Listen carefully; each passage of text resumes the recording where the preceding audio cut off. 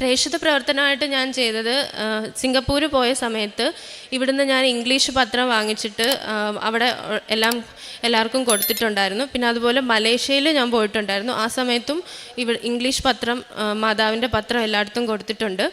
പിന്നെ സിംഗപ്പൂരിൽ എനിക്ക് ചർച്ചിൽ അവിടെ ആയിരുന്നു ഞാൻ ഉടമ്പടി ജീവിതം ചെയ്ത ഓൾമോസ്റ്റ് ടൈം ഞാൻ അവിടെ ആയിരുന്നു.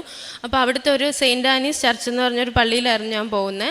അവിടെ വെച്ചിട്ട് ഒരു ദിവസം ഞാൻ ഈശോയുടെ രൂപത്തിന് മുന്നിൽ പ്രാർത്ഥിച്ചുകൊണ്ടിരുന്നപ്പോൾ കർത്താവ് എന്നെ ഇങ്ങനെ കെട്ടിപ്പിടിക്കുന്നതായിട്ടൊരു ഫീലിംഗ് എനിക്കുണ്ടായി.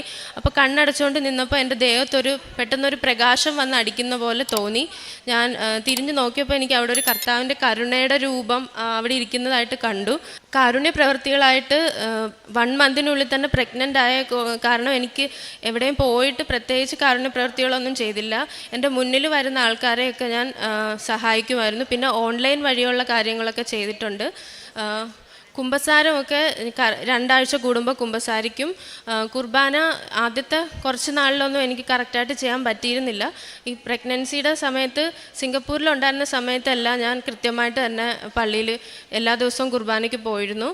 പിന്നീട് ബൈബിൾ വായിക്കുന്നത് ഡെയിലി അരമണിക്കൂർ മിനിമം വായിക്കും. മാക്സിമം ഞാൻ 1 മണിക്കൂർ 2 മണിക്കൂറൊക്കെ ബൈബിൾ വായിക്കാറുണ്ട്.